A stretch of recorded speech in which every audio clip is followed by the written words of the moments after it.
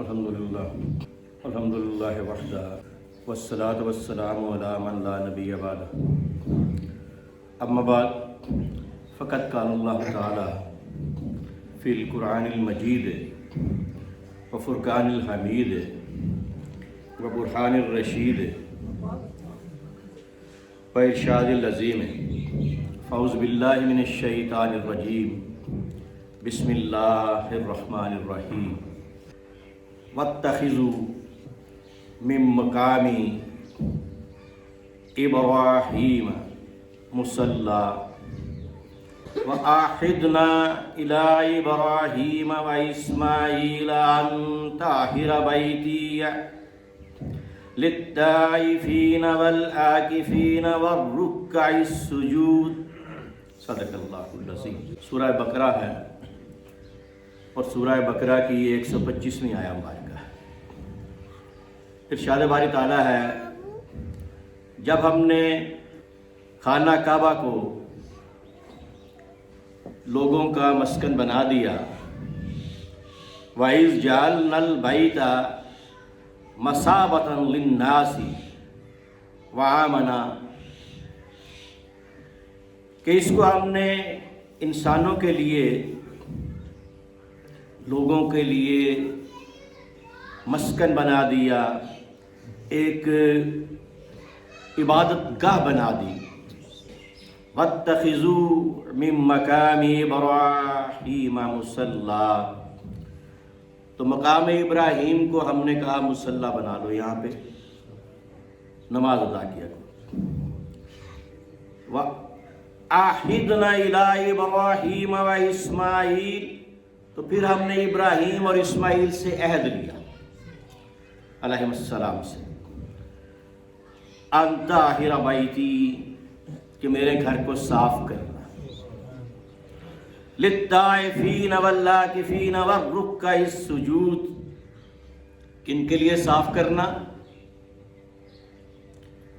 کہ جو اس کا طواف کرے اور جو اس میں قیام کرے، اعتکاف کرے۔ طائفین طواف کرے، عاکفین اس میں اعتکاف کرے، والرکع السجود، اور اس میں رکوع و سجود کرے۔ اب یہ ابراہیم اور اسماعیل علیہ السلام دو پیغمبر ہیں، حضور نبی اکرم صلی اللہ علیہ وسلم کی جد میں سے ہیں۔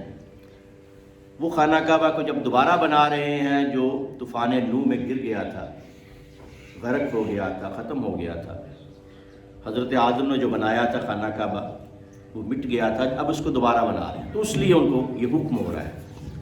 اب سورہ حج میں جائیں تو پھر تقریباً اس سے ملتی جلتی آیت ہے،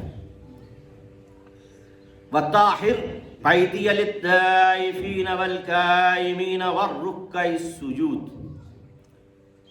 کہ اس گھر کو صاف کیجئے، کن کے لیے؟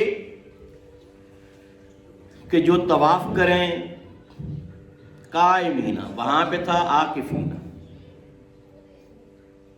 اعتکاف کرنا، یہاں اور واضح کر دیا کہ جو اس میں قیام کریں، والرکع السجود، اور جو رکوع اور سجود کریں۔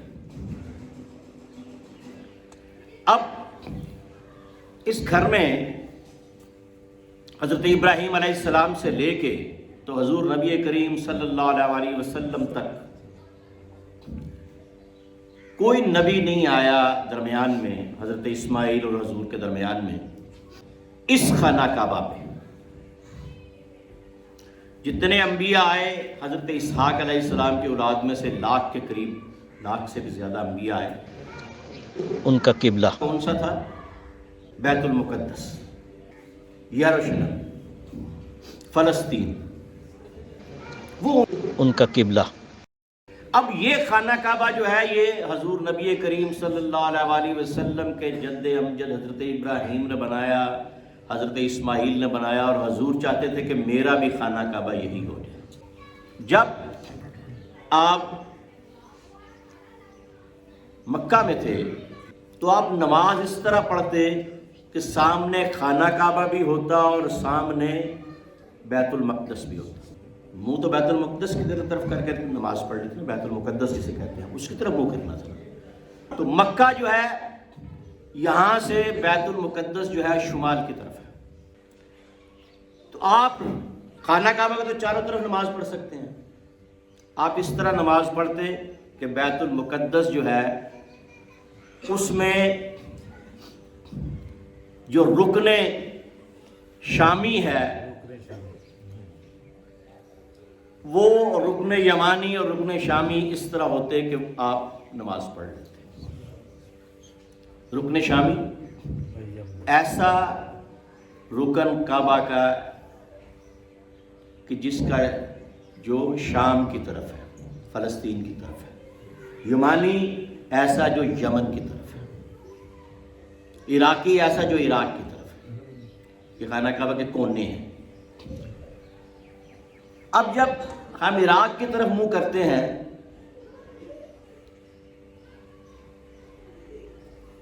تو ہمارے دائیں ہاتھ پہ یمن ہوتا ہے اور بائیں ہاتھ پہ شام ہوتا ہے، تو دائیں ہاتھ کو یمین کہتے ہیں اور اسی سے یمن نکلا ہے، اور بائیں ہاتھ کو شمال کہتے ہیں، اسی سے شام نکلا ہے۔ تو وہاں کھڑے ہونے سے یہ چیزیں، تو آپ اس طرح نماز پڑھتے کہ درمیان میں خانہ کعبہ ہوتا اور آگے یروشلم، فلسطین، بیت المقدس، بیت المقدس وہ سامنے آ جاتے۔ جب آپ مدینہ تشریف لے آئے تو اب مدینہ درمیان میں تھا، مدینہ کے شمال میں بیت المقدس تھا اور مدینہ کے جنوب میں خانہ کعبہ تھا، بیت اللہ مکہ تھا۔ تو اب یہاں پہ آپ اس کی طرف منہ کرتے تو بیت اللہ جو آپ کے جد امجد نے بنایا تھا اس کی طرف آپ کا پیچھا ہوتا،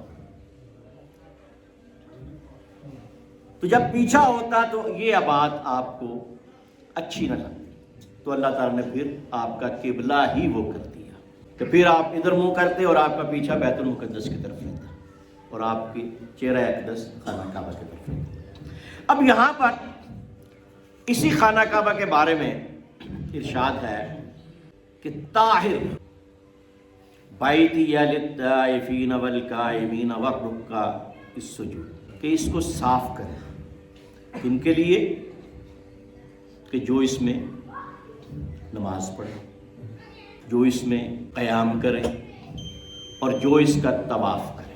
اب نبی تو آیا کوئی نہیں ادھر، اسماعیل علیہ السلام، ابراہیم علیہ السلام بنا دیا، 1,00,000 نبی تو ادھر آئے ادھر پڑھتے رہے، یہاں پہ تو کوئی نبی نہیں آیا حضور کے علاوہ۔ تو یہ ساری باتیں یا حضور کے لیے ہیں یا حضور کے خاندان کے لیے، یہ ساری باتیں یا حضور کے لیے ہیں یا حضور کے خاندان کے لیے۔ حضور کی چچی حضرت سیدہ فاطمہ بنت اسد رضی اللہ تعالیٰ عنہ خانہ کعبہ کا طواف کر رہی ہے۔ اب وہ خانہ کعبہ یہ حضرت خدیجۃ الکبریٰ کے بعد دوسری مسلمان ہے، دوسری عورت جو مسلمان ہوئی حضرت خدیجہ کے بعد یہ حضرت فاطمہ بنت اسد، جو حضرت علی مرتضیٰ کرم اللہ تعالیٰ علیہ وجہ الکریم کی والدہ ہے۔ یہ وہ ہے، یہ طواف کر رہی ہیں خانہ کعبہ کا۔ تو حضرت علی مرتضیٰ کی ولادت کا وقت آ گیا، طواف کرتے کرتے انہوں نے کہا ہے بار الہ یہ وقت آ گیا ہے، میرے لیے آسانی پیدا فرما دے۔ رکن یمانی کی طرف سے خانہ کعبہ شک ہو گیا، رکن یمانی کی طرف سے خانہ کعبہ شک ہو گیا، آپ اندر تشریف لے گئے،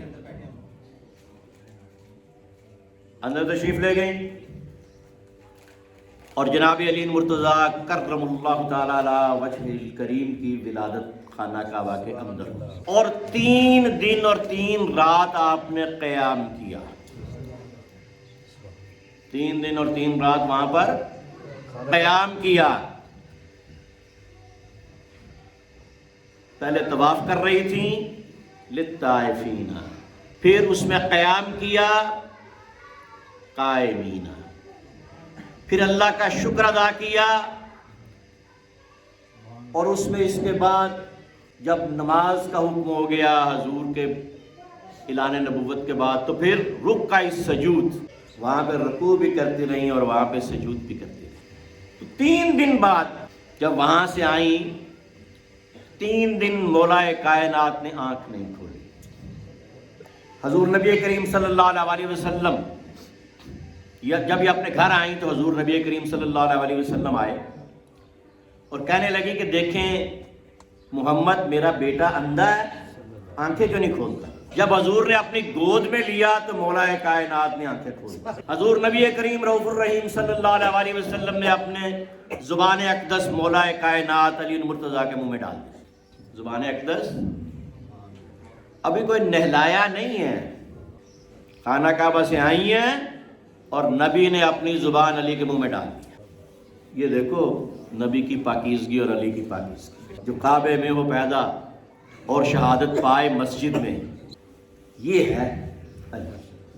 پھر آپ جب نام رکھنے کا وقت آیا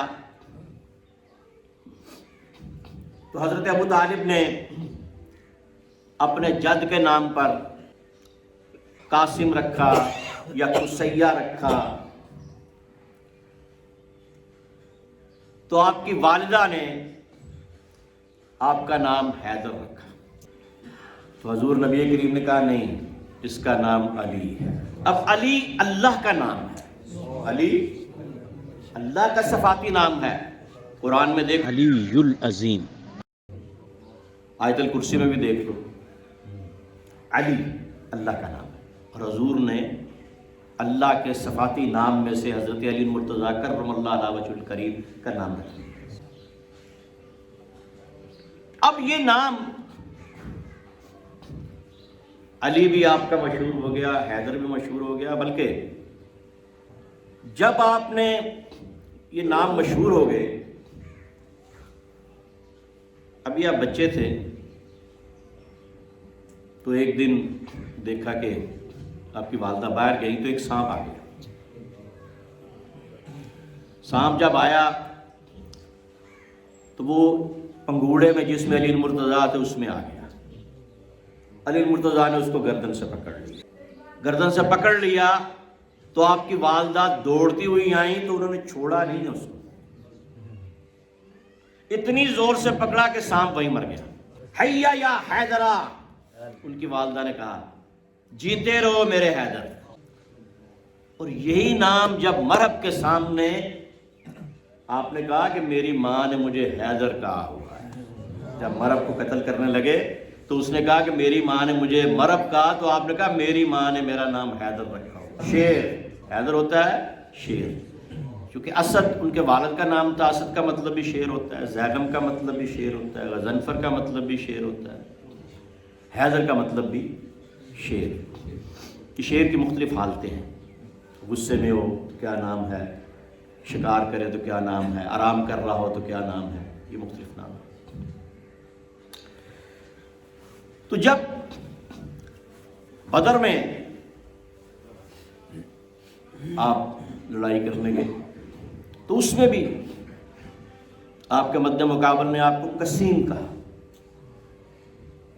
قسیم اور قزیم دونوں کا مطلب ہے دانت توڑنے والا۔